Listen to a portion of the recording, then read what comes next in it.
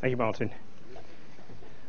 Well, good evening. It gives me great pleasure to introduce tonight's lecturer, who is both an inspirational leader in the field of mental health research and therapy, and a high-profile advocate of the importance of scientific rigor in guiding mental health policy. Professor David Nutt is a psychiatrist and internationally renowned researcher in the field of neuropsychopharmacology. For those of you that don't know what neuropsychopharmacology is, it's the study of brain transmitter systems and the action of drugs that interact with these, thereby affecting our psychology and mental state. His work has covered a wide range of topics, but he's perhaps most widely recognized for his work he's done on characterizing the role of one particular transmitter called GABA and its receptor, including the modulation by a class of drugs called the benzodiazepines. He's also recognized for work in developing methods for the study of brain distribution of these receptors and for receptors of another transmitter called serotonin, in order to examine how they are altered in people suffering with various psychiatric conditions.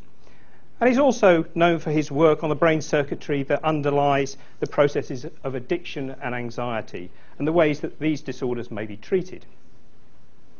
Professor Nutt undertook his medical training in Cambridge and at Guy's Hospital in London before moving to the University of Oxford, initially as a clinical scientist at the Radcliffe Infirmary and then as a lecturer in the Department of Psychiatry.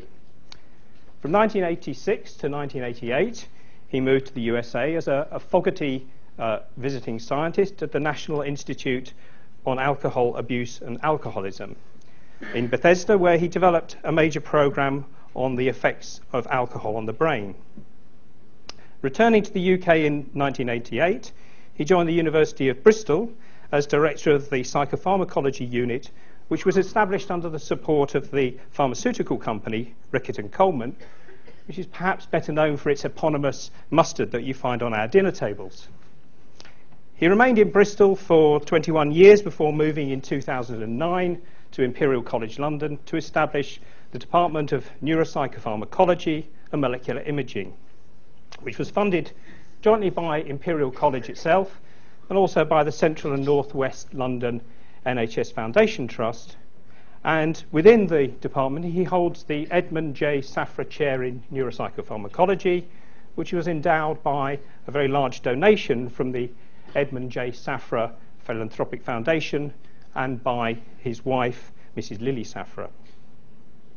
This new department will continue Professor Nutt's work in developing positron emission tomography scanning techniques to explore the different receptors of the brain involved in addictions and anxiety, and new cutting-edge scanning techniques to help develop treatments for a range of psychiatric conditions, including depression.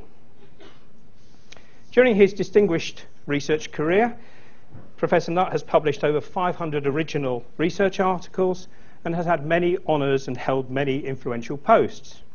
He's a Fellow of the Royal College of Physicians, the Royal College of Psychiatrists and the Academy of Medical Sciences. He holds visiting professorships in Australia, New Zealand and the Netherlands.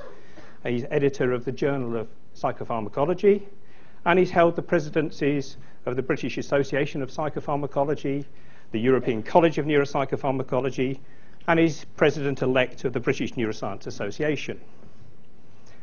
So with that outstanding research background, it was perhaps not surprising that he was invited in 2001 to join the government's Advisory Council on the Misuse of Drugs, initially as chair of their technical committee, and from January 2008 as the council chairman, taking over from Professor Sir Michael Rawlins of this university.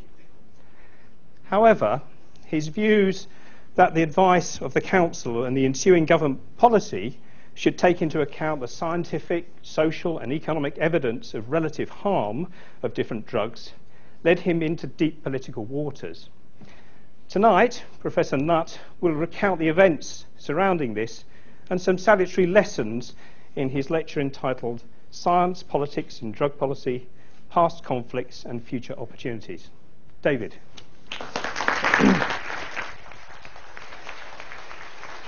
Thank you. Thank you very much. Well, thank you, Colin, and thanks for the invitation.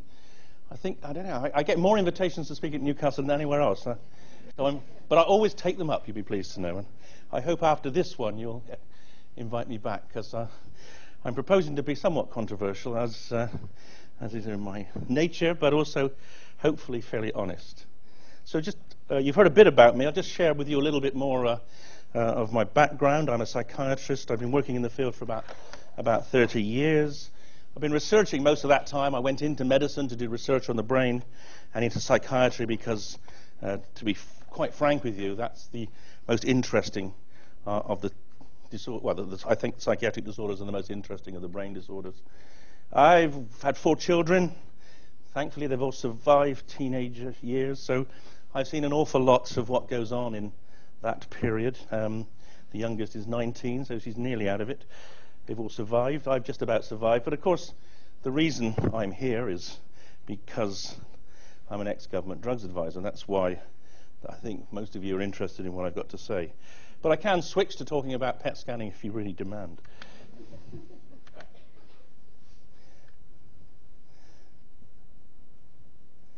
Yeah, there's one of the slight problems. There it goes. Okay. So this is perhaps the best demonstration, or there's a description of the sacking. This is the Guardian, this week caricature, and what you see, there are a few points to make about that front page, which I thought it's rather remarkable. I don't normally wear a white coat, although I've taken to doing it recently because the visual media insists that scientists have to wear white coats, so I got one specially made. Being large. That's the book of cannabis falling from my hand. But the key thing is the bottom left-hand corner, the scales of justice. You see on the left-hand side, beer and cigarettes, and on the right-hand side, these packets of, I don't know what they are. I don't suppose anyone does, but anyway, they're synthetics. So that was the sort of debate that was going on at the time of the sacking. But there's another really interesting observation on this front page. The top left, Agassiz crystal meth, confession. So for those of you who were too young to remember Andre Agassi, he was a tennis player. He won Wimbledon. And soon after he won Wimbledon, he tested positive for methamphetamine, which is what the Americans call crystal meth. And that presented enormous problems to the tennis authorities because their rules said if he tested positive, he'd be banned for at least 2 years. So they adopted what you might call the British solution. They thought, well, we'll ask him. So they said, Andre, did you actually take crystal meth? And he said, no, of course not. They said, okay, that's all right, fine. So he played on for a few more years, won a few more tournaments, and then when it came to writing his autobiography, either because his conscience was weighing him down, or more likely because his bank balance was a bit light, he decided to come clean about it and explain that he'd actually had taken it. And he probably sold a few 100,000 more books and probably doubled the amount the newspapers paid for serialization simply because he told us that he'd done something he shouldn't have done. And that really, I think, encapsulates the ambiguity in which we deal with drugs. We kind of like it if other people take them and suffer from them, and we're interested in it, but we're also very scared to actually talk about it when it affects us in our kind of day-to-day life. So that's the issue that really I think is at the back of much of the discussions we've had in the media over drugs in the last few years. And the media are very divided. My sacking was, it ran and ran, and I suppose the reverberations are still going on today. That's one of the reasons I'm still here. I'm here, and that people still remember it. And it was one of the reasons it was memorable was the media were very divided. The broadsheets were very supportive of me. The BBC were very supportive also and very angry with the way I've been treated. But there were opposing views. These are some of my favourite names. And Melanie Phillips is a woman who I've had a fair few ding-dongs with over the years. And this statement that I'm part of a manipulative, subversive, and lethally dangerous clique is one I feel particularly proud of. But the problem is, I haven't yet found anyone else who's in it. So if anyone in the audience is part of it, would you let me know afterwards? But I'd like to join up. And Paul Hitchens, you probably heard me having an interesting dialogue with Paul Hitchens on Radio 4 the other morning. He didn't call me ninny brain then, but he certainly was pretty rude. So things were polarized. Private Eye loved it, of course, because my name actually really lends itself to a whole series of puns, and that's how it is. And what was interesting was that the public response was really quite remarkable. Students for a Sensible Drug Policy set up a Facebook site for me. I didn't really know what Facebook was until then. And they managed to get over 30,000 supporters. 2,000 scientists wrote to the Prime Minister demanding my reinstatement, which inevitably didn't happen. And there was a protest outside Downing Street. That's an image from that protest. So it clearly, touched a nerve of many people. And I had hundreds, maybe thousands of emails, 95% being supportive of my position.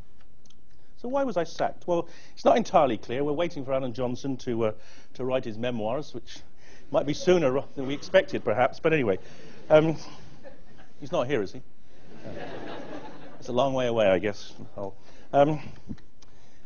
They said I got involved in policy, and all I said was that current policy was not evidence-based. They said I was giving mixed messages. And what I said was that alcohol, because it's a pretty toxic sedative like GHB, which we just banned, would probably be banned if it was invented today. They said they lost confidence in me, which translates into that statement. And they said I didn't inform them I was going to publish a lecture I gave. A lecture I gave in July. I was sacked in October. That was the lecture. And I have to say, it never occurred to me that an academic working for a government scientific advisory committee would have to ask permission of the government to publish a public lecture. So it's like me having to ask permission to give this lecture today. I mean, it truly never occurred to me. And I have to say, I still to this day cannot understand how anyone could think that sacking me was a reasonable response to someone talking publicly about the kind of issues I'm going to share with you today. Of course, there is another view. It was actually just a cock-up, and that happened a lot in the last government, and things haven't changed greatly. So the science minister was pretty off-put, I think I can say. I spoke to him subsequently, and so his boy was sacked without him even knowing about it, but it was a problem because he was in Japan at the time, so he was at a different time zone racing his classic motor cars. The chief scientist, John Beddington, at my own university, he was very supportive. He said he backed me, and he said that my claims that alcohol and cigarettes were more harmful than cannabis, he said, of course he's right. Unfortunately, he was in Kazakhstan at the time, and phones don't work in Kazakhstan. But it is a moot point whether anyone would have been able to do anything, because I think they were determined to get me, and you'll see why later. And the core of all this is what I've called the science v policy conundrum. And there's been a view in politics really established by Winston Churchill, who made the very infamous phrase now that scientists should be on tap and not on top. And I've heard that many a time in the last year. But the idea is that scientists do the science, politicians do the policy, and there the twain shall meet. But sadly, and particularly in the last government, we saw that when it suited them, politicians were really quite happy to do science. We had Gordon Brown telling us that skunk is lethal. Skunk is a new form of cannabis with high-strength THC. Now, I don't know if any Scots people here, but is lethal a special word in Scotland? Does it mean something other than kill you? Because, of course, skunk is no more lethal than any other form of cannabis, so that is a complete misunderstanding. And then we had Jackie Smith saying that ACMD got it wrong on ecstasy and brain damage, and we had Alan Johnson saying we got it wrong on cannabis and schizophrenia. The ACMD, being the committee set up by the government many years ago, and I'll talk about that shortly, spent 7 years, 3 reports on cannabis, looked at over 2,500 papers, but we still got it wrong because when he spoke to a prison governor, the prison governor told him, of course cannabis causes schizophrenia. We see it every day. So prison governors have a better feeling for the science of cannabis than all the experts on the ACMD. And then, of course, when I stood up and said, look, this is just wrong. You should not be making decisions based on this pseudoscience, they got rather irritated. So what did I actually say? Well, I said the drug laws are not based on science, and so they're probably unjust. focusing on drugs like cannabis and ecstasy, which is what the last two Home Secretaries